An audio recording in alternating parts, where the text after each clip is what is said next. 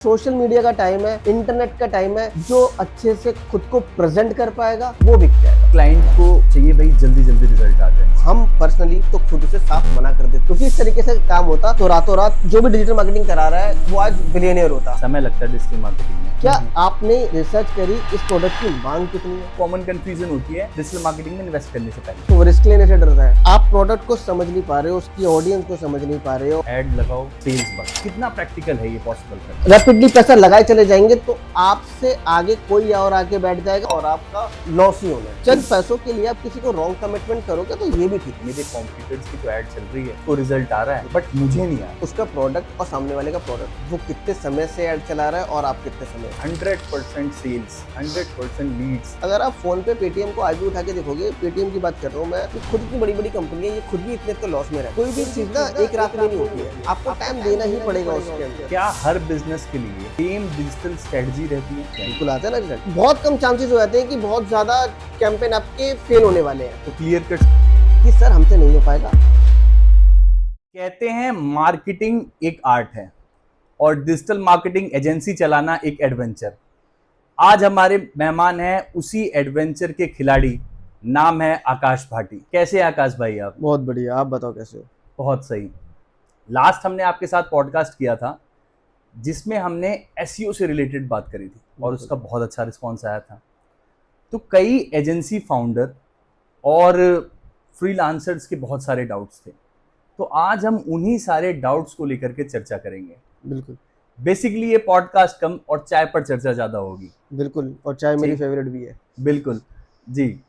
तो सबसे पहला क्वेश्चन है हमारा कि आज के इस इरा में भी क्लाइंट जो है वो डिजिटल मार्केटिंग में इन्वेस्ट करने से पहले डरता है। कुछ कॉमन कंफ्यूजन जो आपने देखी हो क्लाइंट्स को लेकर के, कि हर क्लाइंट में कॉमन कंफ्यूजन होती है डिजिटल मार्केटिंग में इन्वेस्ट करने से पहले। बिल्कुल। बेसिकली इस पर्टिकुलर क्वेश्चन के अंदर ना दो तीन चीज़ें हैं। जैसे कि डिपेंड कर सकता है कि अगर कोई पहले इन्वेस्ट कर चुका है तो इसका मतलब अगर वो दोबारा इन्वेस्ट करने से डर रहा है तो उसका जो हिस्ट्री रही होगी वो बहुत खराब रही होगी। अच्छा।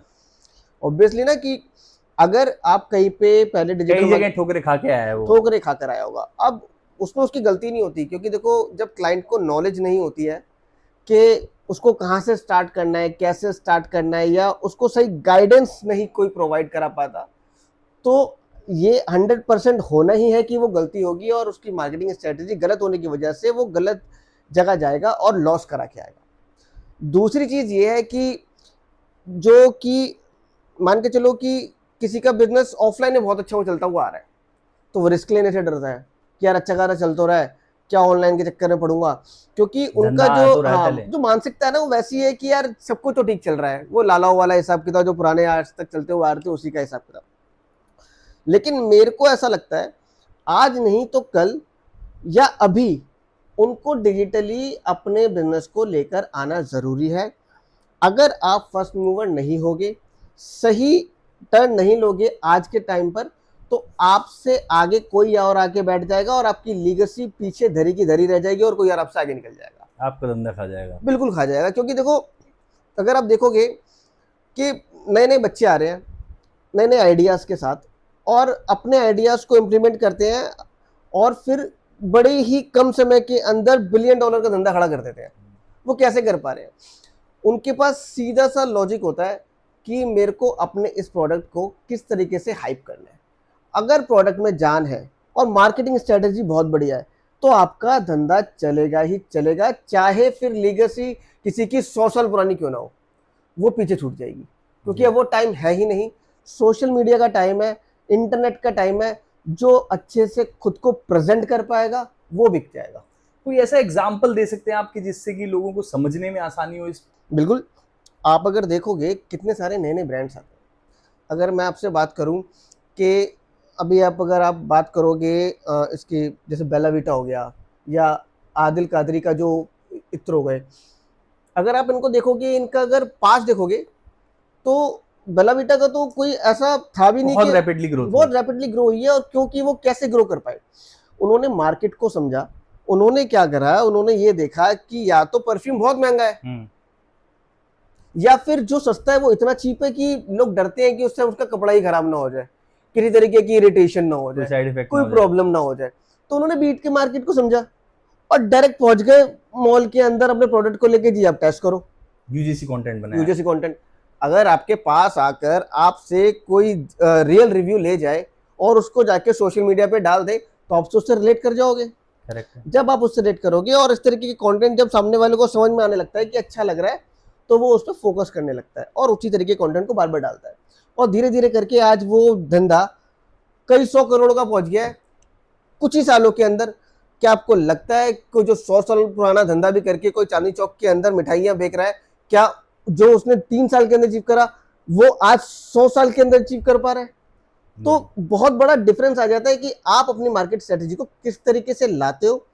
आप अगर नहीं लेके आओगे, कोई दूसरा उस पर्टिकुलर बीच के गैप को पकड़कर आपसे आगे निकल जाएगा। ये भी है कि क्लाइंट्स का मानना होता है कि एड लगाओ, सेल्स बढ़ाओ, ठीक है।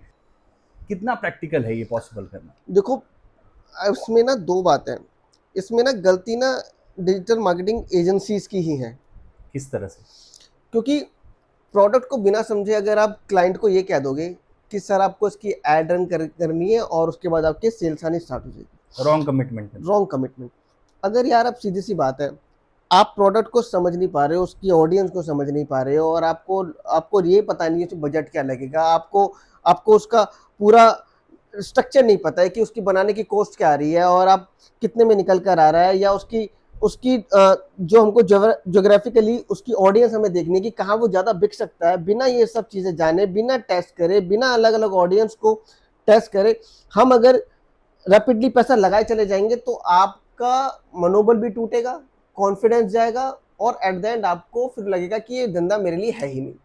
जबकि आपकी पहली सीढ़ी अगर गलत भी हो जाती है तो कायदे में आपको, ये आपके लिए लर्निंग है, ना कि डिसअपॉइंटमेंट की आपके खत्म करने वाला काम हो गया। तो मेरे को ऐसा लगता है कि सबसे पहले आपका जो प्रोडक्ट है उसको समझना चाहिए, उसकी ऑडियंस को समझना चाहिए। और जब भी कोई प्रोडक्ट ला रहे हो, अगर आपको ऐसा लग रहा है कि प्रोडक्ट बेस्ट है, तो जरूरी नहीं कि वो बेस्ट हो। क्या आपने रिसर्च करी इस प्रोडक्ट की मांग कितनी है? प्रॉपर मार्केट रिसर्च होनी चाहिए, प्रॉपर मार्केट। अगर आपकी रिसर्च नहीं है तो समझ लो आप अंधेरे में तीर चला रहे हो, चल गया नहीं चला। और कायदे में कुछ ऐसे लोग भी मैंने देखे हैं जो कि मांग ना होते हुए भी उसको इस तरीके से बेच देते हैं, सिर्फ और सिर्फ साइकोलॉजिकली खेलकर। आपको क्या लगता है कि आपको इतने तरीके के फेस वॉश आते हैं कि ये एक्ने का अलग है, ये ग्लो का अलग है, ये इसका अलग है। क्या आपको लगता है कि आपको हर तरीके के फेस वॉश की जरूरत है? आज से 15 साल पहले, 10 साल पहले आप अपने घर में कैसे मुंह धोते थे, मेरे को ये बताओ। साबुन से धोते थे पहले तो लोग। साबुन से धोते थे, कोई प्रॉब्लम आती थी? नहीं। किसी को कोई दिक्कत आई? आज कैसे धोते हो? आज लोग फेस वॉश यूज कर रहे हैं स्किन टाइप के अकॉर्डिंगली। क्यों यूज कर रहे हो फेस वॉश? क्योंकि इतनी एड्स, इतना सब कुछ देखने को मिल रहा है, इंसान के कहीं ना कहीं सबकॉन्शियस माइंड में वो बैठ जा रहा है कि मुझे इसकी जरूरत है। तो आपको सच में लगता है कि आज से 20 साल पहले जब आपके पिताजी साबुन से ही मुंह धोते थे तो उनका फेस खराब होता था? उनकी आज स्किन कैसी है? आज भी ग्लो कर रही है स्किन, सही है, अच्छी। लेकिन वो तो फेस वॉश से मुंह ही नहीं धोते। नहीं। तो ये सारी की सारी आप चीज को समझने वाली है कि ये सिर्फ मार्केटिंग स्ट्रेटजी है कि किस तरीके से आपका माइंड वॉश करके आपको प्रोडक्ट आपको सेल कर दिया जाता है। Correct. और जिसका प्रोडक्ट आप खरीद रहे हो, ये मान लो कि उसकी मार्केटिंग स्ट्रेटजी बहुत अच्छी है। तो भले ही आप अगर अपने प्रोडक्ट को उस तरीके से मार्केट स्टडी नहीं कर पा रहे हो, तो बड़े ब्रांड्स को कॉपी करो, उनको देखो वो कैसे काम कर रहे हैं, उनकी किस तरीके के क्रिएटिव्स हैं, वो किस तरीके की ऑडियंस को टारगेट कर रहे हैं, किस तरीके के इन्फ्लुएंसर मार्केटिंग कर रहे हैं। तो अगर आप उनको भी कॉपी करोगे, धीरे धीरे करके आप ग्रो होने लग जाओगे। लेकिन फिर भी आपको ये देखना पड़ेगा कि मेरा प्रोडक्ट उनके प्रोडक्ट से कैसे अलग है, कैसे मार्केट कर सकते हैं। तो फिर आप पैसा लगाओगे ऐड पे, तो वो 100% चलेगी और आप ग्रो करोगे। तो समय लगता है डिजिटल मार्केटिंग में, तो लेकिन क्लाइंट को चाहिए भाई जल्दी जल्दी रिजल्ट आ जाए, ओवरनाइट सब कुछ हो जाए। तो इस गैप को आप कैसे देखते हैं और कैसे समझ पाते हैं? देखो, अगर इस तरीके की मानसिकता लेकर अगर कोई क्लाइंट आता है, तो हम पर्सनली तो खुद उसे साफ मना कर देते कि हमारे बस की नहीं है, आप किसी और एजेंसीज के पास जाके काम कर लो। क्योंकि इस तरीके से काम होता तो रातों रात हर जो भी डिजिटल मार्केटिंग करा रहा है क्लाइंट, वो आज बिलियनियर होता या करोड़पति बन के बैठा होता। तो ऐसा नहीं होता यार। देखो यार, आप भी काम करने बैठे हो, मैं भी काम करने बैठा हूँ, अगला भी धंधा कर रहा है, मैं भी धंधा कर रहा हूँ, मेरे को उसके साथ कंपटीशन करना है। आज अगर एक मोहल्ले के अंदर 2 किराने की दुकान है, तो उनके बीच में कंपटीशन रहता है कि यार इसकी ज्यादा सेल होगी, या मेरे पास ग्राहक आए या उसके पास ग्राहक आए। ऐसा तो नहीं है कि वो पहले ग्राहक कि रातों रात किसी ने दुकान खोली और सारे ग्राहक उसके पास आने स्टार्ट हो गए। ऐसा तो नहीं होता। तो सीधी सी बात है, आपको मार्केट को समझना पड़ेगा, आपको ट्रस्ट जीतना पड़ेगा, आपको लोगों को दिल जीतना पड़ता है, आपको लोगों को ऐसे ऑफर्स देने पड़ते हैं, आपको अपनी कोई ना कोई ऐसी यूएसपी दिखानी होती है, ऑफर्स देने होते हैं, ताकि आप धीरे धीरे करके आगे बढ़ो।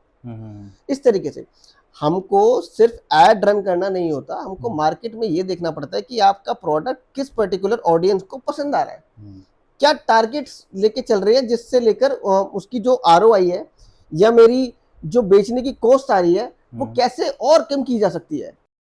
कंप्लीट फनल बनता है, उसमें टाइम लगता है, और धीरे धीरे जब आपके आज 10 ऑर्डर आ रहे हैं, अगले महीने हमने उसको 50 तक टारगेट करा, देन उसके बाद हम 100 टारगेट कर रहे हैं। तो ये बेसिकली स्टेप बाय स्टेप ही चीजें हो पाएंगी।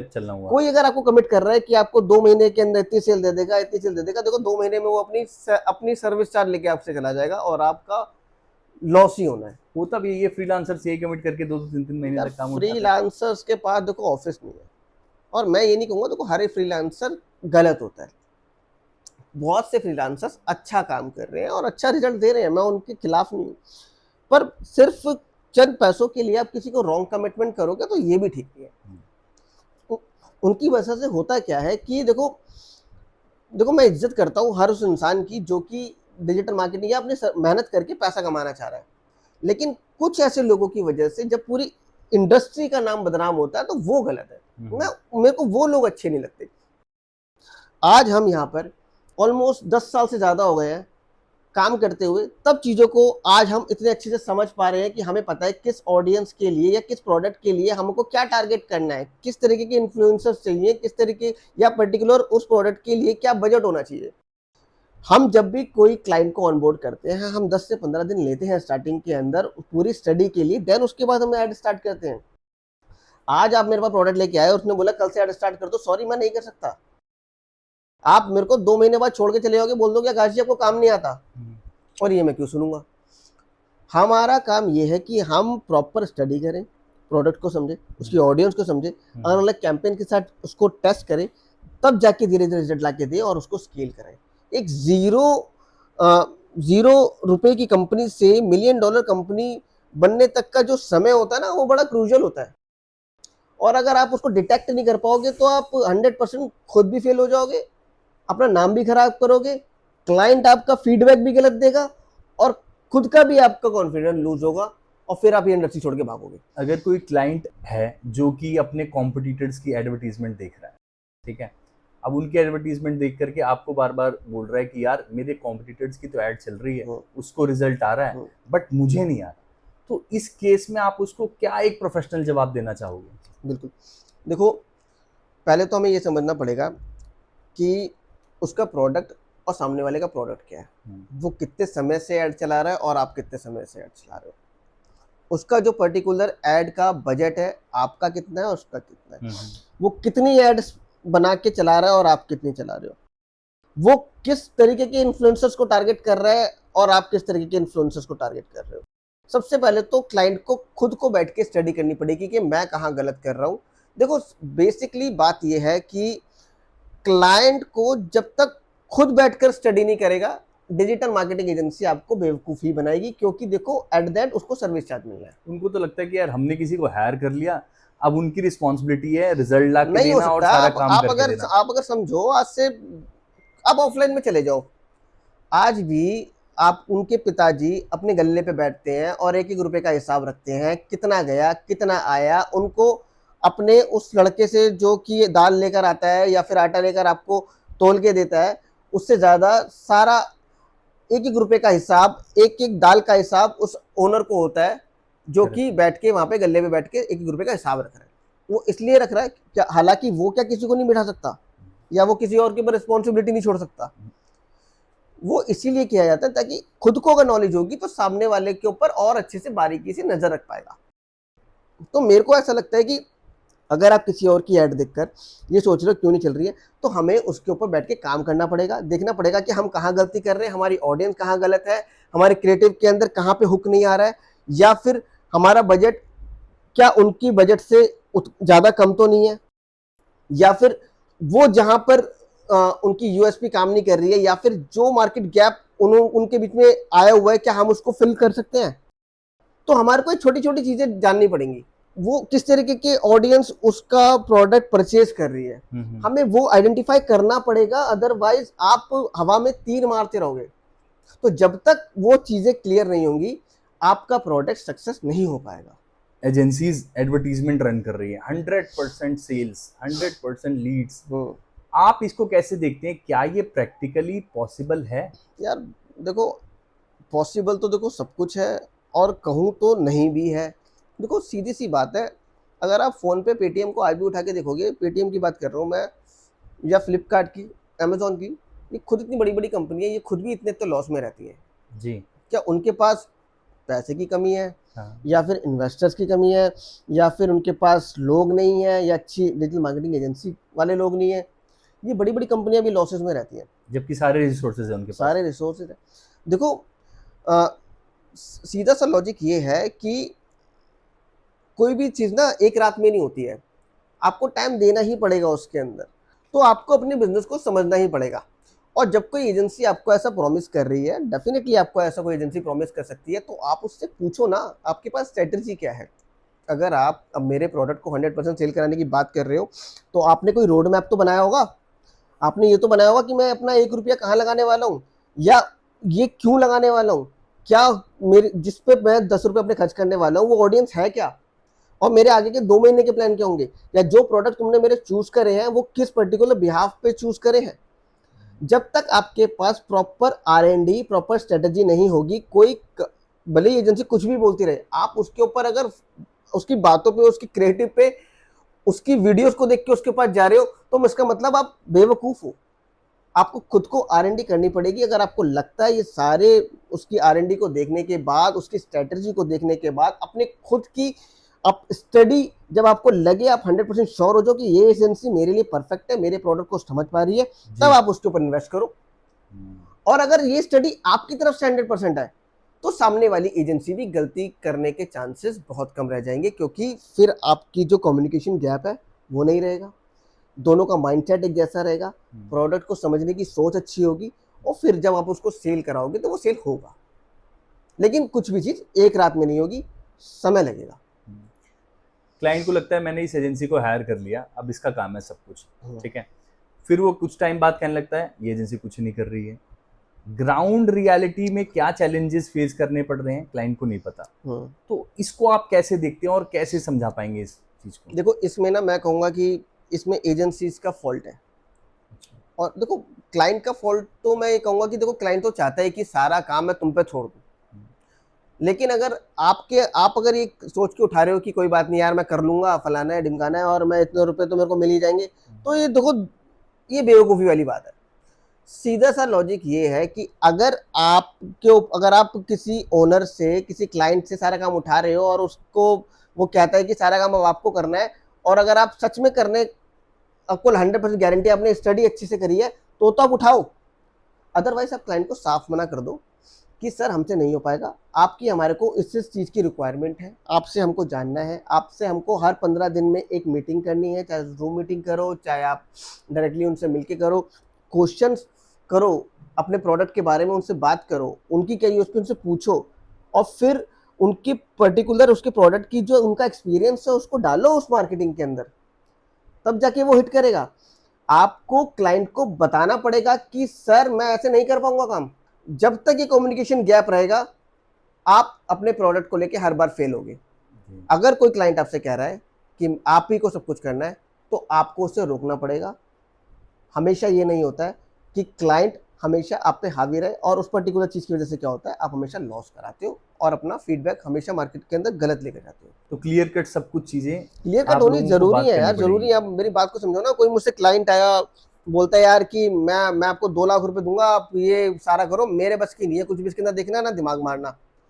यार ऐसे नहीं होता है यार, क्योंकि जब तक कम्युनिकेशन गैप नहीं पूरा होगा, मैं कैसे उस स्टडी कैसे करूंगा, मैं कैसे जान पाऊंगा प्रोडक्ट के बारे में, या मैं कैसे उसको समझाऊं कि मेरी अगली स्ट्रेटेजी क्या होगी। या मैं उससे, सीधी सी बात है, अगर आप को मैं ये बोलूं कि यार मैं इस पर्टिकुलर प्रोडक्ट के ऊपर 1 लाख रुपए खर्च करने वाला हूं, तो मेरे को बताना तो पड़ेगा। सामने वाला मुझसे क्वेश्चन करेगा कि यार तुमने 1 लाख रुपए इस पे लगा दिया और रिजल्ट उस पर उस तरीके से आ नहीं रहा है, या आने वाला भी होगा, तो आपको जस्टिफाई कैसे करोगे? उसको एक एक चीज का पता होना चाहिए, उसको 15 दिन का पता होना चाहिए कि 15 दिन का मेरा पैसा यहाँ लगने वाला है, तो उसका ये लगभग रिजल्ट आएगा, फिर अगला मेरा इतना पैसा लेगा तो ये लगभग रिजल्ट आएगा, ताकि आप लॉन्ग टर्म तक साथ रह पाओ, लॉन्ग टर्म तक काम कर पाओ, और उसका काम देखकर आपके पास ऐसे कई क्लाइंट अपने आप आएंगे चल के। तो खुद की आइडेंटिटी को और खुद के काम को स्ट्रांग बनाओ, क्लाइंट से बात करो, मैं तो यही कहूंगा। क्रिएटिव और स्ट्रेटजी दोनों को बैलेंस करना कितना बड़ा चैलेंज होता है अगर कोई ऐसा क्लाइंट है जो हर चीज में इंटरवीन करता हो। देखो, फिर मैंने वही वाली बात आपसे बोली अभी, जिसका काम उसी को साजे। ये तो मैं आपको बोलूँगा, अगर कोई क्लाइंट बार बार आपको इंटरप्ट कर रहा है तो आपको उसे बोलना पड़ेगा कि सर आप ही काम कर लो, हम बैठकर आप जो कहोगे वो करते रहेंगे, लेकिन पर उसे ये बोल दो कि रिजल्ट की गारंटी मेरी तरफ से 0 है।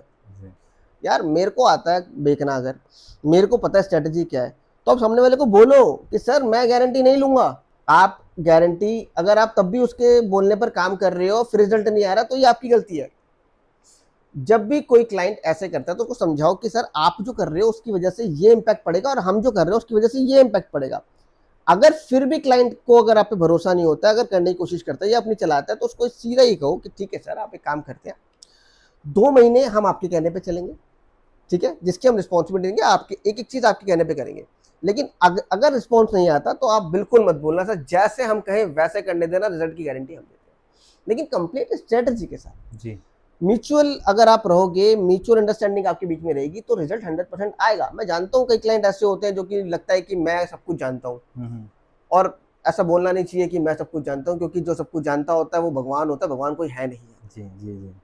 तो मेरे को ऐसा लगता है कि आप बात करो, और क्लाइंट को समझना पड़ेगा कि जिस चीज के लिए मैं उसको पैसा दे रहा हूँ वो उसी चीज का दे रहा हूँ, स्ट्रेटजी का और क्रिएटिवनेस का, तो उसको उसका काम करने दें, उसको फ्रीडम दो।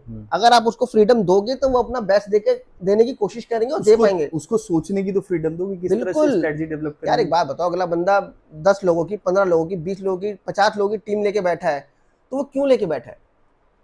आज के टाइम पे एक एडिटर मिनिमम 40-50 हजार रुपये कॉस्ट करता है, सोशल मीडिया मैनेजर भी 40-50 हजार रुपये कॉस्ट करती है, एसईओ करा रहे हो 15-20 हजार रुपये से नीचे का ठीक ठाक बच्चा नहीं आता, और अगर 3-4 साल एक्सपीरियंस ले ले तो 40-50 हजार रुपये से नीचे का बच्चा नहीं आता। वो इतनी ज्यादा अगर कॉस्टिंग कर रहा है, महीने का 7-8 लाख रुपए अपनी सैलरी पे खर्च कर रहा है, तो वो बेवकूफ तो नहीं है? तो वो जब बेवकूफ नहीं तो उसको उसका काम करने दो, वो अपने काम में एक्सपर्ट है, वो अपने काम में एक्सपर्टीज दिखाकर आपको रिजल्ट ला के देंगे। रिपोर्टिंग और ट्रांसपेरेंसी, कई क्लाइंट्स को लगता है कि सामने वाली एजेंसी मुझसे कुछ हाइड कर रही है। बिल्कुल ठीक है, तो एजेंसी के पर्सपेक्टिव से आप इसको किस तरह से देखते हैं, ये मिसकंसेप्शन क्यों है? देखो, आपको रिपोर्टिंग गलत वो 1 महीना दे सकता है, 2 महीना दे सकता है, 3 महीना दे सकता है, अगर आप थोड़े से बेवकूफ हो तो जिंदगी भर दे सकता है। थोड़े से बेवकूफ तो जिंदगी भर दे सकता है। बिल्कुल हाँ। देखो, अगर कोई एजेंसी आपको मिल गई है जो आपको मिसगाइड कर रही है और आप होते चले जा रहे हो, या आपको पता है कि मैं हो रहा हूं मिसगाइड, तो जब तक आप उससे प्रॉपर वे में रिपोर्ट नहीं मांगोगे या खुद उसके अंदर नहीं घुस के चीजों को देखोगे, तब तक आपको पता नहीं लगेगा। तो लेकिन कई बार होता है कि उसको उस चीज की नॉलेज ही नहीं होती कि कैसे करना है, तो उस केस में कैसे वो? देखो आपको यार सीधी सी बात है, आज के टाइम पे कुछ भी छुपा नहीं है। मैं अगर आपको आज के आके बैठ के बोल रहा हूँ कि आप को नहीं कुछ आइडिया है, तो फ्री नॉलेज है दुनिया के अंदर, यूट्यूब खोलो, किसी भी चीज के लिए आप सर्च करो, आपको ढेरों वीडियोस मिल जाएंगी। आज आपको ऐड चलाना सीखना है तो आप डालो कि हाउ टू ऐड रन, या फिर मेटा ऐड के बारे में, गूगल एड्स के बारे में अगर आप सर्च करोगे तो आपको 50 से वीडियो मिल जाएंगे। आप बैठ के थोड़ा बहुत रिसर्च तो करोगे यार। अगर आप रिसर्च भी नहीं करना चाहते और आप रिपोर्टिंग भी ठीक से नहीं समझना चाहते, तो फिर देखो, फिर तो एजेंसी का काम है ये काम करना। और ऐसा नहीं है सारी एजेंसी ऐसी होती है, लेकिन अगर आप किसी ऐसी एजेंसी के साथ फंस गए हो तो या तो एजेंसी चेंज करो जो आपको प्रॉपर वे में समझा पाए, बता पाए, या फिर खुद की नॉलेज को गेन करो ताकि आपको पता हो कि सामने वाला आपके आगे क्या रिपोर्ट रख रहा है। क्या हर बिजनेस के लिए सेम डिजिटल स्ट्रेटजी रहती है या फिर इसमें कुछ चेंज करना पड़ता है? ये किस तरह से आप आइडेंटिफाई करते हो और कैसे इंप्लीमेंट करते हो? देखो, हर बिजनेस ना दूसरे बिजनेस से अलग होता है। करेक्ट है। अगर आप B2B में आ जाओगे तो बिल्कुल अलग तरीके से रन होता है, B2C अलग तरीके से रन होता है, D2C अलग तरीके से रन होता है। तो हर बिजनेस दूसरे से अलग है, एक नीश दूसरी नीश से अलग है, हर बिजनेस का नेचर अलग है। नेचर अलग है। अगर मैं बात करूं मोबाइल कवर की, तो मेरे को पता है हर मोबाइल मतलब कि हर आदमी की नीड है, उसके हिसाब से मैं अगर ओपन पे भी एड रन करूंगा, अच्छी अच्छी क्रिएटिव दिखाऊंगा, ब्यूटीफुलनेस दिखाऊंगा, प्रीमियमनेस दिखाऊंगा तो चलेगा। लेकिन अगर चांसेस ज्यादा है, बिल्कुल ज्यादा है। अगर मैं बात करूं कोई इंटीरियर डिजाइनर है, अब उस वो क्या दिखाएगा, an number of interior designers हैं, अब उसको क्या करना पड़ेगा, उसको दिखाना पड़ेगा ना यार कि वो कितने लग्जरी अपार्टमेंट बनाते हैं, उनके पीछे क्या वजह आती है, या फिर क्या कॉस्टिंग है जो लोगों से हाइड की जा सकती है, या उसको कैसे हम ट्रांसपेरेंटली लोगों के साथ काम करते हैं, हमारा कितने और दिन से कैसे डिफरेंट है वो, डिफरेंट है। तो हर एजेंसी दूसरी एजेंसी से अलग है, हर नीश दूसरी नीश से अलग है, आपको ढूंढना पड़ेगा। अगर आप परफ्यूम का ब्रांड भी रन करते हो तो आपको वो पर्टिकुलर टेस्ट के लोग ढूंढने पड़ेंगे जो आपके परफ्यूम के अंदर इन्वेस्ट करना चाहते हैं। तो आकाश भाई, जैसे आप मुझे ये बताओ कि पहले आपके पास कोई क्लाइंट आया, तो आपने कहा कि हर बिजनेस का नेचर अलग है, ठीक है, हर किसी की ऑडियंस अलग है, तो आपकी पहली अप्रोच क्या होती है कि मेरे पास एक क्लाइंट आया, तो आप उसके बिजनेस को किस तरह से समझते हो और क्या उसके लिए स्ट्रेटजीज डेवलप करते हो? मैं अपने बारे में बताता हूँ। हमारी ना एक टीम है जो कि सब पूरी टीम के ना लोगों का रोल अलग अलग है। सोशल मीडिया का रोल अलग है, एसईओ टीम का अलग है, एडिटर्स का हमारा रोल अलग है, इन्फ्लुएंसर्स के जो कोलैब करते हैं उनका रोल अलग है। तो सबसे पहले तो हम पूरी टीम के साथ जो हमारे जो सीनियर है उनके साथ हम क्लाइंट की मीटिंग कराते हैं जो कि उनके प्रोडक्ट को समझ पाए। पूरी तरह समझने के बाद हम टाइम लेते हैं, हफ्ते भर से लेके 15 दिन का, डिपेंड करता है कि प्रोडक्ट क्या है। उसकी पूरी स्टडी करते हैं, हम बनाते हैं प्लान कि उसका बजट क्या है, उस बजट के अंदर हम उसको क्या क्या डिलीवर कर सकते हैं। जब वो पूरी बन जाती है कि उसके अंदर इन्फ्लुएंसर्स का काम है या नहीं है, क्या यूजीसी वीडियोस के अंदर उसका काम बन सकता है, या सिर्फ क्रिएटिव वीडियोस के अंदर उसका काम बन सकता है, या नॉर्मल पोस्ट का काम बन सकता है। तो ये पूरी स्टडी जब हम कर लेते हैं और उसके बजट के अंदर जो जो हमको स्टेप लेने होते हैं वो पूरे स्टेप लेके मतलब लिए जा सकते हैं। जब ये पूरा का पूरा स्ट्रक्चर बन के रेडी होता है तब हम क्लाइंट के आगे ये पूरा का पूरा प्लान रखते हैं कि इस 15 दिन के अंदर हमने ये आपके प्रोडक्ट के लिए या आपकी सर्विस के लिए ये प्लान रेडी करा है, इसमें आपको 3 महीने बाद ये रिजल्ट आएगा, 6 महीने बाद ये रिजल्ट आएगा, और नेक्स्ट 6 मंथ के बाद हम दोबारा मीट करेंगे जिसको और कितनी बड़े तरीके से स्केल कर सकते हैं। तो ये तो होता है अच्छा अप्रोच। और अगर बिना किसी अप्रोच के साथ बैड चलाना स्टार्ट कर दोगे तो आपको पता है फिर बाकी एजेंसीज और फिर क्या हाल होते हैं, उसका कुछ नहीं करा सकता। अगर कोई कहता है भाई मेरे को 1 महीने में रिजल्ट चाहिए, तो आप फिर क्या करते हो उस क्लाइंट? बिल्कुल आता है ना रिजल्ट, क्लाइंट के लिए नहीं, एजेंसी के पास आ जाता है, उसका आरओए बढ़ जाता है। उसने खुद के लिए एड रन करी 500 रुपये पर डे, 500 रुपये में उसका 20,000 का क्लाइंट है, देखो कितनी बड़ी आरओआई आ गई। सही कह रहे हो आप। क्लाइंट और एजेंसी के बीच एक ट्रस्ट बीच बनाना, ये कैसे आप देखते हो, कैसे बन सकता है? देखो ट्रस्ट ऐसे नहीं बनता कि मैं उससे सिर्फ बात करूं। देखो आपको बताना पड़ेगा कि सर मेरी अगली स्ट्रेटजी ये है, आपके प्रोडक्ट को हमने इतना समझ लिया है, हम उसके लिए ये कैंपेन्स रेडी कर रहे हैं, ये हमारी अगली स्ट्रेटजी है, पीआर पे हम कैसे काम करने वाले, इन्फ्लुएंसर्स पे कैसे काम करें, ट्रांसपेरेंसी आपको पूरी रखनी पड़ेगी, एक एक रुपये की ट्रांसपेरेंसी रखनी पड़ेगी। अगर आपका कहीं मार्जिन है तो उसे बता दो क्लाइंट को, अगर आप बता दोगे तो उसको कल को पता लगेगा तो उसको बुरा नहीं लगेगा जी। देखो आप भी कमाने के लिए बैठो, आप टीम चला रहे हो, लेकिन ट्रांसपेरेंट रहो, और रिजल्ट अगर उसको अच्छा आएगा तो वो वैसे भी कहीं नहीं जाएगा। तो मेरे को ऐसा लगता है कि अगर ट्रांसपेरेंट रहोगे और उसको हर चीज बता के चलोगे, उसको उसके प्रोडक्ट को समझोगे, और सबसे पहले तो क्लाइंट को समझो, सुनो, अगर आप उसको समझोगे तो वो आप पे ज्यादा ट्रस्ट करेगा और वो खुद आपको कहेगा कि जो आपको ठीक लगे सर आप करो। बिल्कुल सही बात है। वो तभी हो पाएगा जब आप उसके आगे ट्रांसपेरेंट रहोगे और सही स्ट्रेटेजी के साथ काम करोगे। आप ये मुझे बताइए, अगर एड कैंपेन फेल हो जाते हैं तो ब्लेम गेम शुरू हो जाता है कि तेरी कमी की वजह से हुआ, तेरी कमी की वजह से हुआ। इस केस में आप कैसे समझाते हो कि ये फेल्योर नहीं बल्कि एक न्यू लर्निंग है? बिल्कुल न्यू लर्निंग ही है। अब बात को समझो कि कई ऐसे स्टार्टअप्स हैं या कई ऐसे अपने नाम सुने होंगे कि ये वो बिलियनर है, इससे पहले 50 तरीके के अलग अलग बिजनेस ट्राई करे, फिर एक बिजनेस आज उसका इतना अच्छा चला कि आज वो $1 मिलियन बिजनेस बन गया। तो क्या वो पहले दूसरे तीसरे चौथे बिजनेस के फेल होने के बाद अगर वो रुक जाता तो आज क्या पहुंच पाता? नहीं पहुंच पाता। देखो ब्लेम गेम नहीं करना चाहिए। मेरे को ऐसा लगता है कि अगर आपका कोई कैंपेन खराब गया, ठीक है, आप स्टडी करो कि उसमें वो क्या कमियां थी। अगर आप कमियों को आइडेंटिफाई करना और गलती मानना जानते हो कि मैंने ये गलती करी है, गलती नहीं, बेसिकली मेरे को लगा कि इससे रिजल्ट आएगा, इसके पीछे पीछे मेरे ये 4-5 एस्पेक्ट्स थे जिसको सोच के मैंने ये वाली चीज करी। अब मेरे को मेरे डेटा के हिसाब से मेरे को ये 4 गलतियां नहीं करनी है अपने इस पर्टिकुलर अगले कैंपेन के अंदर। तो बहुत कम चांसेस हो जाते हैं कि बहुत ज्यादा कैंपेन आपके फेल होने वाले हैं। तो अब आपके पास जब सारी चीजें हैं, आपको पता है मेरे को ये चीजें नहीं करनी है, आपको पता है मेरे को ये वाला इन्फ्लुएंसर नहीं चाहिए, आपको पता है मेरे को इस तरीके के बजट को लेके काम करना है, आपको पता है कि मेरे को मेटा पे ही ऐड चलानी है, गूगल पे ऐड नहीं चलानी है, गूगल पे ऐड चलानी है, मेटा पे ऐड नहीं चलानी है। जब आपकी 3-4 बार चीजों के अंदर ये सारी चीजें क्लियर हो जाती है तो आपको फेलियर आपकी जिंदगी में है ही नहीं। ब्लेम गेम ना करते हुए इसको लर्निंग अगर आप लो, क्लाइंट को भी समझना पड़ेगा, क्लाइंट को भी समझना पड़ेगा कि आप ही के प्रोडक्ट के लिए हम जंग लड़ रहे हैं बाकियों से, इसमें हमारा कोई लंबा चौड़ा कोई ऐसा बड़ा कोई फायदा नहीं है। हम ज्यादा से ज्यादा आपकी 2 महीने 3 महीने की सर्विस ले जाएंगे और कोई भी एजेंसी ये नहीं चाहेगी कि सिर्फ 2 महीने 3 महीने की हर नया क्लाइंट पकड़ो और उसके साथ फिर यही करो फिर यही करो। हर एजेंसी देखो पर्सनली यही चाहती है कि लॉन्ग टर्म तक किसी क्लाइंट के साथ काम कर पाए। बिल्कुल बिल्कुल। तो अगर लॉन्ग टर्म में काम कर पाएंगे तो एक ट्रस्ट बढ़ेगा और आगे तक की एजेंसी की भी टेंशन खत्म और क्लाइंट की भी टेंशन खत्म। तो अगर कोई कैंपेन फेल हो रहा है, इसको कभी भी वैसे नहीं लेना है कि यार ये क्या हो गया, उसमें देखो क्या गलती है और उसके साथ उनकी गलतियों पे काम करके नए कैंपेन पे काम करो और वो जरूर हिट होंगे। क्लाइंट को आरओआई समझाना ये सबसे बड़ा डिफिकल्ट टास्क है। बिल्कुल।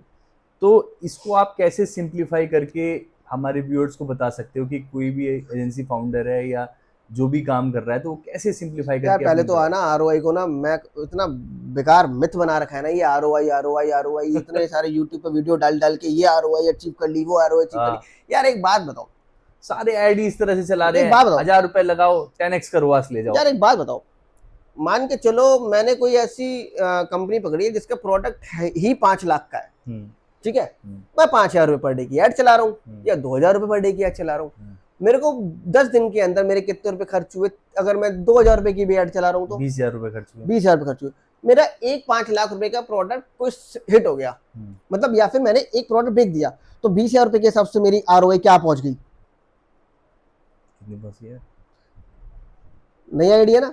तो वो प्रोडक्ट टू प्रोडक्ट वरी करेगा कि प्रोडक्ट की कॉस्ट क्या है, आपका बजट क्या है, उसकी ऑडियंस कितनी है और मासेस में बिकने लायक प्रोडक्ट है या नहीं है, या फिर वो किसी लिमिटेड ऑडियंस के लिए बना है।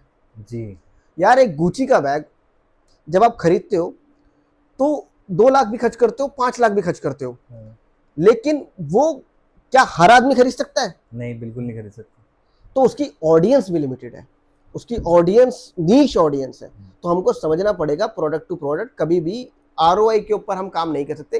कई बार क्या होता है, देखो अब टी शर्ट ही आपकी, कोई ब्रांड है आपके पास, 500 रुपए की टी शर्ट है उसकी, ठीक है, आप उसकी टी शर्ट जो है आपकी बेचने की कॉस्ट अगर 100-150 रुपए आ रही है, ठीक है, तो यार ये बताओ कि किसी कोई टी शर्ट आपकी ज्यादा कॉस्ट आ रही है, किसी टी शर्ट की कम कॉस्ट आ रही है, या अलग अलग कैंपेन अलग अलग रिजल्ट दे रहे हैं।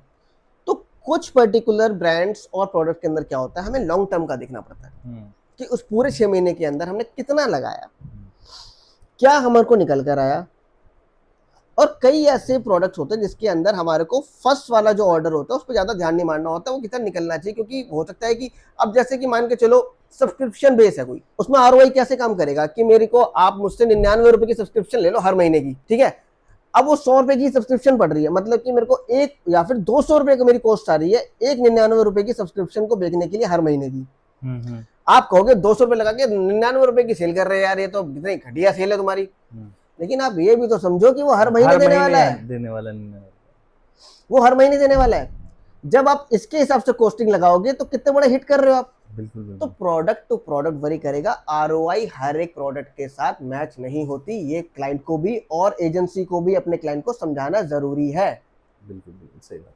जैसे आपने अभी एक टर्म यूज करा लॉन्ग टर्म, तो एक एजेंसी और एक क्लाइंट के बीच में ये लॉन्ग टर्म को किस तरह से बिल्ड किया जा सकता है कि वो दोनों एक लॉन्ग टर्म तक काम करें। देखो पहले भी आपने क्वेश्चन करा, उसके अंदर मैंने यही आंसर करा, ट्रांसपेरेंसी और आपकी लॉयल्टी कैसी है। अगर आपकी लॉयल हो आप अपने क्लाइंट को लेकर, सही चीज़ बता रहे हो, स्ट्रेटेजी आपकी अच्छी है, क्लाइंट अगर समझदार है, या अगर चीजों को उतने अच्छी तरीके से नहीं समझ पाता है। तो अगर आप एक एक चीज को समझाओगे, ढंग से बताओगे कि सर हमारे प्लान्स ऐसे हैं, और उसको थोड़ा भी रिजल्ट अगर मिलना स्टार्ट हो जाएगा, तो वो आप पे धीरे धीरे ट्रस्ट करना स्टार्ट कर देगा। तो मेरा यही मानना है कि देखो लॉन्ग टर्म आप तभी चल पाओगे जब ट्रांसपेरेंसी होगी, आप उनसे लगातार कम्युनिकेशन करोगे, बात करोगे, मीटिंग करोगे, हर 15 दिन में एक मीटिंग रख लो, क्या जाता है, जूम मीटिंग रख लो यार। बिल्कुल बिल्कुल। अगर आपकी टीम, अगर देखो सीधी सी बात है, मैं अभी अगर कोई सर्विस ले रहा हूँ, और अगर भले ही मेरे को 2 महीने 3 महीने रिजल्ट नहीं आया, लेकिन वो रैपिडली दिख रहा है कि उनकी टीम से हर बार आके कोई मुझसे बात करता है, कोई मुझसे मेरी चीजों को समझने की कोशिश करता है, मुझसे 4-5 क्वेश्चन करता है हर बार आके, और वो कोशिश कर रहा है, मेरे को दिख रही है उसकी कोशिश। तो कई बार ऐसा होता है कि भले ही रिजल्ट नहीं आ रहा हो, लेकिन मैं उसके काम को देखकर, उसके रुझारूपन को देखकर मैं उसको पैसे दे देता हूँ, फिर धीरे धीरे करके रिजल्ट भी आता है और हम लॉन्ग टर्म तक साथ भी रह पाते हैं। मतलब एक पॉजिटिव अप्रोच बहुत जरूरी है। पॉजिटिव अप्रोच हर जगह जरूरी है यार। देखो मैं अगर सीधी सी बात है, मैं कहूँ कि मेरे पास 100 क्लाइंट है आज जी, और 100 क्लाइंट है, मैं किसी से बात नहीं करता, जो क्लाइंट आएगा अपने आप आएगा, तो यार ये मेरी आज है, ऊपर वाला देख रहा है, 10 क्लाइंटों के साथ मैं बात नहीं करूंगा, अब मेरे से अच्छी एजेंसी 4 और निकल कर आएंगी, सारे क्लाइंट वहां निकल जाएंगे मेरे। देखो अपने क्लाइंट की, अपने प्रोडक्ट की, अपने धंधे की इज्जत करना तो सीखना पड़ेगा। जी, बिल्कुल। जिस दिन आपके अंदर घमंड आ जाएगा कि मैं बात नहीं कर सकता या मेरे पास टाइम नहीं है, तो देखो आपसे अच्छे काम करने वाले बैठे हैं, धीरे धीरे वो आपसे आगे निकल जाएंगे और आप कुछ नहीं कर पाओगे। बिल्कुल। तो ये जरूरी है कि कम्युनिकेशन हो, तभी आप लॉन्ग टर्म तक आगे बढ़ के काम कर पाओ। तो जैसा आकाश भाई आपका इतना वास्ट एक्सपीरियंस रहा है पर्टिकुलर इस डिजिटल मार्केटिंग के एजेंसी के लिए, तो आप मुझे ये बताइए कि कोई अब एक एजेंसी न्यू स्टार्ट कर रहा है, बिल्कुल। 7 ऐसी टिप्स आप उस बताइए कि जिससे वो एक अच्छी एजेंसी को रन कर पाए। देखो सबसे पहले तो ना, कोई भी एजेंसी स्टार्ट करता है तो कोर्स करके सीधा एजेंसी स्टार्ट ना करे, सबसे बड़ी टिप तो मैं आपको ये दूंगा। अच्छा, बिल्कुल सही बात है। कोर्स करा और उनको लगता है कि रातों रात अब बिलियनियर बन जाएंगे, एजेंसी के फाउंडर बन जाते हैं। देखो ऐसा नहीं होता है कि आपने यार, एक आदमी 10 साल से मेहनत करके धीरे धीरे उसने अचीव करा, तो एक्सपीरियंस नाम की एक चीज होती है। करेक्ट है। देखो अगर आप किसी धनी आदमी की औलाद हो और आप कोर्स करके सोचते हो कि मैं अब पैसा लगा के इसको कंपनी बना लूंगा, तो देखो आप खोल तो लोगे, वो एक्सपीरियंस कहाँ से लाओगे? प्रोडक्ट के मार्केट के अंदर an number of product, an number of industry की चीजें होती हैं, जिसके अंदर आपको धीरे धीरे करके समझना पड़ेगा, वो आपके पास वक्त के साथ ही आएगा। तो सबसे पहले, भले ही आप कितने ही धनी आदमी के बेटे हो या कितने ही अंदर आपके अंदर कॉन्फिडेंट हो, आप कम से कम 2 साल किसी डिजिटल मार्केटिंग एजेंसी के साथ बैठकर काम करो, पहले जॉब आपको करो, घिसना पड़ेगा खुद को। घिसना पड़ेगा। जब आप घिसोगे तब आगे बढ़ोगे। और कभी भी ऐसे स्टार्ट मत करो कि एकदम से बड़ा कुछ स्टार्ट कर दिया, धीरे धीरे स्टार्ट करो, अलग अलग निशेस के कोशिश करो कि अलग अलग निशेस के क्लाइंट आपको मिले, नहीं मिले उनकी चीजें समझो, फिर आप समझो कि आप पर्टिकुलर किस इंडस्ट्री के अंदर बेटर रिजल्ट दे पा रहे हो। सपोज करो कि एक क्लाइंट आपका कॉस्मेटिक का है, एक घी का है, एक एस्ट्रोलॉजी का है, एक किसी और निश का है, तो आपको भी तो देखना पड़ेगा ना कि मैं किस पर्टिकुलर इंडस्ट्री के अंदर ज्यादा अच्छे से रिजल्ट दे पा रहा हूँ। मेरी परफेक्शन किस इंडस्ट्री तो में, फिर आप उसी इंडस्ट्री की तरफ फोकस करो जी, और फिर उसी इंडस्ट्री के क्लाइंट्स को आप कैटर करने की कोशिश करो, उनसे बात करो, और फिर उसमें देखो अपनी ग्रोइंग किस तरीके से होगी। और कोई भी एजेंसी हर एक चीज में अच्छा नहीं होता, उसको अच्छा होने के लिए समय जाता है, तो धीरे धीरे करके स्केल करो। और चौथी चीज ये कि देखो, मैंने अभी कहा कि कम्युनिकेशन, क्लाइंट के साथ कम्युनिकेशन करना बहुत जरूरी है, उसको बताओ क्या कमियां हैं। और 5वीं चीज ये कि ना, आप किसी की बुराई मत करो कि ये तो ऐसे करता है या वैसे करता है। देखो कोई कुछ भी कर रहा हो यार, आपको उससे क्या लेना देना, आप अपना काम बेस्ट करने की कोशिश करो, ठीक है। और जो भी एड स्पेंड होने वाला होगा या जो भी उसका बजट होगा, उसको बताओ। अगर आपको लगता है उसका बजट नहीं है इतना और उस बजट के अंदर अगर रिजल्ट नहीं आ पाएगा, तो उसको क्लियर मना करो। देखो आप अपना भी टाइम खराब करोगे, अपना फीडबैक, अपना रिव्यू और उसका भी पैसा बर्बाद करोगे, उससे बेटर ये उसको साफ साफ क्लियर मना कर दो कि सर आपका प्रोडक्ट इतने रुपए का है, इसमें इतने ज्यादा कॉम्पिटिटर है, और उसके बाद आप उसके अंदर इतना रुपया नहीं लगाओगे तो नहीं चलेगा। बिल्कुल क्लियर होना चाहिए। हो सकता है कि आप खुद गलत हो, दूसरा कोई चला दे, लेकिन आप नहीं कर पाओगे, आप तो क्लियर हो। तो आपको ये उसे बताना पड़ेगा, तभी आप लॉन्ग टर्म तक साथ उसके साथ दे पाओगे। और आप क्या कर सकते हो अपनी, हाँ सबसे बड़ी चीज जो लोगों को लगता है मैंने एजेंसी खोली, मैं ओनर बन गया हूँ। हम्म, आपको अपने जो एम्प्लॉयज हैं उनसे बात करना बहुत जरूरी है, उनको मोटिवेट करना बहुत जरूरी है। जी आपको आपके 20 एम्प्लॉयज होंगे, उनमें से कुछ ऐसे एम्प्लॉयज को तलाशना बहुत जरूरी है जो कि आगे जाके आपके बैकबोन बन पाए। जब आपको पता है कि मेरा ये एम्प्लॉय इस चीज में परफेक्ट है, आप उस पर आंखें बंद करके भरोसा करके और उसको काम दे पाओगे। आपका एडिटर इस चीज में परफेक्ट है, आपको पता है चीज समझ जाएगा। आपका सोशल मीडिया की टीम ऐसी परफेक्ट है, ये समझ जाएगी। तो जब आपको पता है कि मेरी ये वाली टीम इस चीज को अच्छे से समझ पाएगी, तो आप अपना सारा ध्यान अब स्केल करने में लगा सकते हो। और सातवीं सबसे बड़ी चीज, आपने कोर्स कर लिया, आपने मार्केटिंग एजेंसी खोल ली, जी आपने एम्प्लॉयज भी तराश रहे हो, सब कुछ ठीक है, खुद की सेल्फ लर्निंग कभी बंद मत करो। खुद हमेशा सेल्फ आपको लर्निंग करते रहो। सेल्फ लर्निंग करनी पड़ेगी। ये एक ऐसी एजेंसी मतलब कि इंडस्ट्री है जिसके अंदर आपको हर रोज कुछ ना कुछ नए अपडेट मिलेंगे, हर रोज कुछ ना कुछ आपकी जिंदगी में नया आएगा। और मार्केट उसको, अब देखो ना, अभी तक आज से 4-5 साल पहले एआई क्या था, कोई जानता नहीं था इसके बारे में। नहीं जानता। अगर कोरोना नहीं आया होता, इतनी इंटरनेट इतनी तेजी से जियो अगर ना लेकर आता, तो ये सारी चीजें आज शायद ऐसी ना होती। लेकिन एकदम से जब ये चीजें हुई, तो जिन लोगों को एआई के अंदर नहीं गए और एआई जिनको आइडिया नहीं था, तो वो आज पीछे रह गए। और एआई की जो वीडियो कर रहे हैं, जो उसके अंदर परफेक्ट है, जो कि एआई प्रॉम्प्ट देना जानते हैं, जिन्होंने इनके कोर्सेज करे, जो ने मार्केट को अपने हिसाब से ग्रैब करा, जी वो बहुत आगे निकल गए। बिल्कुल। तो इस तरीके से सेल्फ लर्निंग जरूरी है। कुछ ही मार्केट में नया आ रहा है तो आपको अलर्ट रहना पड़ेगा, ये कुछ आने वाला है, उसके ऊपर पहले से काम करना स्टार्ट करो। जी तो अभी जो आपने आंसर्स दिए, इससे दो क्वेश्चंस मेरे मन में और आ गए। पहला तो ये कि जब मैं आपका ये पॉडकास्ट करने आ रहा था, तो मैं आपकी टीम से मिला, तो मैंने ये फील करा कि आपकी टीम आपसे बहुत प्यार करती है और बहुत रिस्पेक्ट करती है। तो कोई एक एजेंसी फाउंडर है, तो उसके लिए ये कैसे बहुत इंपॉर्टेंट है कि वो किस तरह से अपनी टीम को बिल्डअप करे। देखो, अगर आपने ये सोचा है प्यार करती हो, तो देखो आपने देखा होगा, मेरे को नहीं पता, करती होगी तो अच्छी बात है जी वो तो मेरा काम है। लेकिन मेरे को ऐसा लगता है कि अगर आपका कोई एम्प्लॉई है, सबसे पहले मैं एक बात बताता हूँ, मैंने खुद जब स्टार्ट करा था 10 साल पहले, तो मैं एक एम्प्लॉय था। क्योंकि आप एक एम्प्लॉय थे, आपको पता है कि एक एम्प्लॉय की मानसिकता क्या होती है। हाँ उसको किस पर्टिकुलर चीज की नीड है, क्या वो चाहता है, क्या उसकी जिंदगी में, क्या उसका ओनर क्या नहीं दे पाया, जो कि आप चाहते थे कि अगर वो ऐसा कर देता तो शायद मैं और वहां पे टिक पाता। तो आप उसी रास्ते से गुजरे हो, तो आपको सारी चीजें पता है यार कि किस आपको तरह पता है, की देखो सोच है। यार सीधी सी बात है, कोई अगर नया लड़का है जी और अगर वो काम गलत कर रहा है, या आपको लगता है कि कुछ गलती उससे हो गई है, आप उसको डांट सकते हो, या फिर समझा सकते हो, या उसको और मोटिवेट कर सकते हो। आपके पास वही हथियार है, उनको आपको यूज कैसे करना है वो आपके ऊपर है। उनको मोटिवेट करना, देखो आप सिर्फ सैलरी देने के लिए नहीं बैठे हो कि महीना खत्म हो गया, सैलरी दी तो अपने घर जा, जी या काम मेरे को दे। डेफिनेटली काम करने वो आए हैं, लेकिन आप उनको सही राह दिखाओ। अगर वो आगे बढ़ जाएगा लाइफ में, देखो, तो आपकी जिंदगी में रिस्पेक्ट ही करेगा। जी बिल्कुल। तो हमेशा अपने एम्प्लॉयज की इज्जत करो, फैमिली की तरह समझो। भले ही ये फैमिली वैसी है कि कुछ समय तो कोई आ रहा है कोई जा रहा है, लेकिन जब तक भी वो आपके साथ है, या कभी जाने के बाद भी, वो हमेशा आपका नाम रिस्पेक्ट से ले। वो वाली आइडेंटिटी आप बनाने की कोशिश करो। करेक्ट है। और नेक्स्ट आपने बोला एआई के बारे में बात करें, तो ये डिजिटल एरा में डिजिटल मार्केटिंग एजेंसीज के लिए एआई को अडॉप्ट करना कितना इंपॉर्टेंट है, और आप इसका फ्यूचर कैसे देखते हैं। देखो, जिनको एआई नहीं आता, तो मार्केट में वो आज भी यही बोल रहे हैं कि यार एआई कुछ नहीं होता सर, ये वो जो मैनुअली जो काम हो जाता है वो बहुत बढ़िया है। डेफिनेटली एक मैनुअली रिसर्च, आज एआई इतना भी आगे नहीं है कि इंसान को रिप्लेस कर पाए, लेकिन वो वक्त भी दूर नहीं है जब इंसान को रिप्लेस कर देगा। तो क्या ये डिजिटल मार्केटर की जॉब खा जाएगा। देखो नहीं, ये हमेशा कभी नहीं हो सकता कि किसी डिजिटल मार्केटिंग की जॉब खा जाए। जब एआई आया था, या चैट जीपीटी आया, या फिर जितने भी एआई ये टूल्स आ रहे हैं, तो उनको चलाने के लिए कोई इंसान की तो जरूरत पड़ेगी। जी आप कभी भी इंडिया के अंदर या बाहर, जब तक आप खुद क्लाइंट के आगे बैठ के चीज़ों को समझोगे नहीं, तो एआई को प्रॉम्प्ट क्या दोगे, या एआई को क्या बताओगे।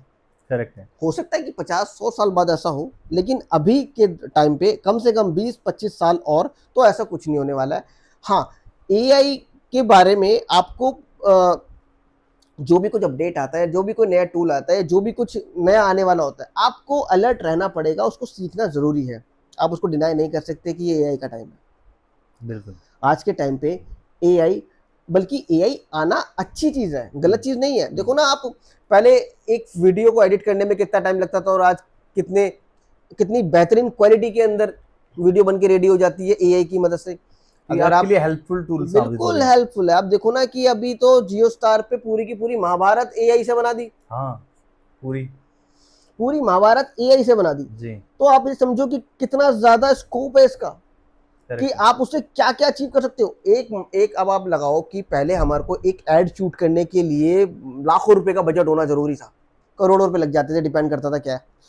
अगर आने वाले टाइम पे इस तरह के टूल हमारे पास होंगे तो ना हमारे को स्टूडियो की जरूरत है, ना बिल्कुल कैरेक्टर की जरूरत है, बिल्कुल बिल्कुल। ना एक्टर की जरूरत है, ना स्क्रिप्टिंग एआई खुद से मॉडल्स बनानी, भी आ गई हैं। सब कुछ आपका खुद करके देगा। तो सोचो आपका कितना ज्यादा पैसा बचेगा। जी, और सीधी सी बात है, जहां पर आपका पैसा बच रहा हो, आपको बेटर रिजल्ट मिल रहा हो, तो वो क्यों नहीं आप ग्रैब करोगे। दैट मीन्स एआई उन्हीं लोगों को रिप्लेस कर पाएगा जिनके अंदर वो स्किल्स नहीं होंगी। स्किल्स नहीं है। अब देखो ना यार कि मैं अगर बात करूं, अब एआई की बात आपने करी थी और आप ये कह रहे थे कि क्यों स्किल जरूरी है। यार एक बात बताओ, आप यहाँ पे क्या कर रहे हो मेरे साथ अभी? पॉडकास्ट। पॉडकास्ट कर रहे हो। आज से कुछ समय पहले जब ऐसी बात होनी होती तो मेरे को किन तरीके के लोगों की जरूरत पड़ती? मीडिया की। मीडिया, मेरे को बड़े-बड़े टीवी न्यूज़ चाहिए, चैनल्स की। मेरे को टीवी चाहिए, हम्म, मेरे को होर्डिंग लगानी है जी। मेरे को क्या हम इस तरीके से बात कर सकते थे पहले, या कभी हमने सोचा था कि दो लोग बैठेंगे, दो कैमरे लगाएंगे, एक बंदा एडिट करेगा और इतना कुछ अपने आप को दिखा जाएगा? बिल्कुल नहीं सोचा था। तो ये सारा 4-5 साल पहले तक भी ये चीजें नहीं तो ये पॉसिबल सारा थी। इसलिए हुआ क्योंकि स्किल लोगों ने अपनी सुविधा के अनुसार चेंज करी, जो टेक्नोलॉजी आई उसके हिसाब से ग्रैब करी, जो लोग देखना चाहते थे उसको कम टाइम के अंदर दिखाने की कोशिश की, लोगों को अच्छा लगा और वो स्केल कर रही है।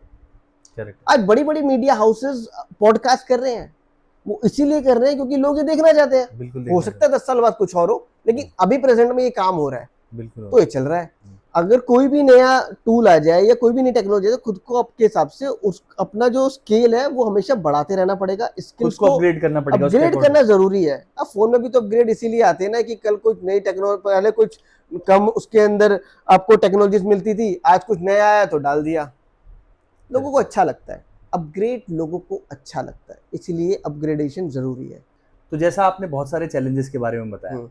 कोई ऐसी केस स्टडी या कोई रिसेंट का ऐसा एग्जांपल आपके साथ रहा हो कि किसी क्लाइंट का पहले का एक्सपीरियंस बहुत बेकार रहा हो और आपके साथ जुड़ने के बाद उसने कुछ ऐसी अप्रोच के साथ आपने काम किया कि उसको रिजल्ट दिखने लग गया हो? देखो, मोस्ट ऑफ द क्लाइंट्स के साथ कुछ ना कुछ ऐसा रहता ही है। लेकिन अगर मैं रिसेंट की बात करूं तो हाँ, अभी एक मैंने क्लोथिंग ब्रांड के साथ काम करना स्टार्ट करा। अच्छा। वो किसी और एजेंसीज के साथ काम कर रहे थे और करीब करीब 4-5 महीने उन्होंने के साथ काम करा। करीब 2 लाख रुपए उन्होंने इन्वेस्ट करे एड स्पेंड पे। 2 लाख रुपए एड 2 स्पेंड लाख करा।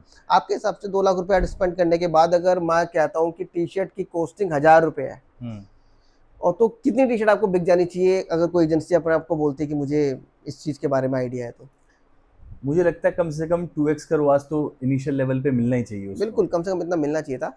लेकिन मैं कहता हूँ कि शायद अगर वो रेट टू रेट भी अगर चीज़ों को खत्म कर दे तो शायद मेरे को लगता है कुछ अचीवमेंट है।